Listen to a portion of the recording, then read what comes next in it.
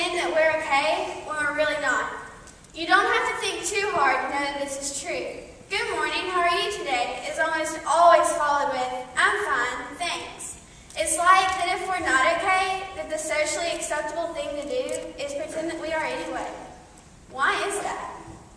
We've painted on smiles and put walls up to hide our weaknesses, even inside of our own church.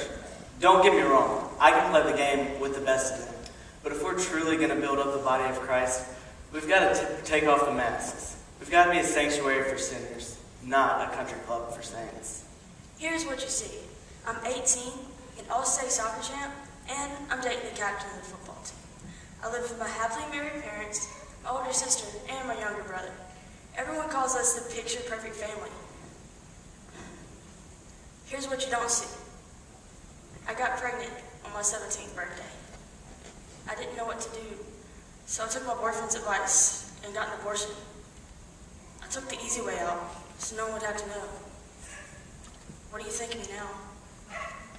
Here's what you see. I'm 17 years old and I love to sing. I grew up going to church every time the doors were open. I'm active in the youth group and younger girls often look up to me. But here's what you don't see. I hate my life, often run away from home just to get away. And I know where to get the hook up with drugs. So, what do you think of me now? Here's what you see. I'm a 4.0 student, 17 years old, valedictorian.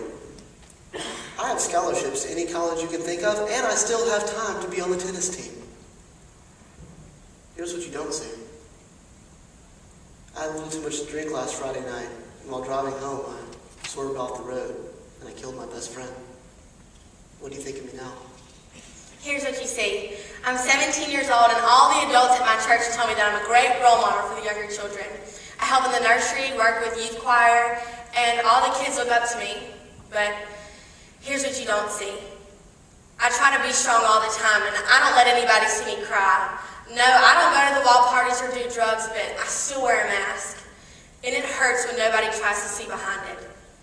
What do you think of me now?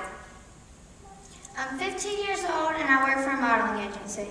I was on the homecoming part and I played the role of Juliet in the school play. Here's what you don't see. I stand on the scales just to look at the numbers. I look in the mirror in disgust. I'm slowly starving myself just to fit in, and I have everybody fooled. So, what do you think of me now? Here's what you see. I'm 16 years old and I'm best friends with my little brother. We do just about everything together. Here's what you don't see. I'm to blame for my little brother's addiction to pornography. I bought him a magazine one night, and I taught him how to hide it when Mom came in. That stack only got bigger. So, what do you think of me now? What do you think of me now? Perhaps it's our fear of knowing the answer to that question that keeps us wearing our masks. We think that if we can convince everyone else that we are strong and fearless, that we might actually believe it too. On the outside, we shine, but on the inside, we are all scared, bruised, and broken.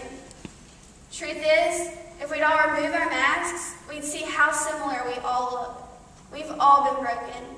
But if we keep hiding our sin and pain from one another, how will the world ever know that there is a God who loves the brokenhearted? When we are faithless, He remains faithful. And when our sin increases, His grace increases all the more. When we finally decide to remove the masks, maybe we'll realize that we're not so alone. And maybe, just maybe, we'll remember that we serve a God whose scars, bruises, and brokenness became our salvation. The question isn't about what you think of me, but it's about what He thinks of us. And when that truly matters, the masks will fall, and we will boast in the very weaknesses that make us strong.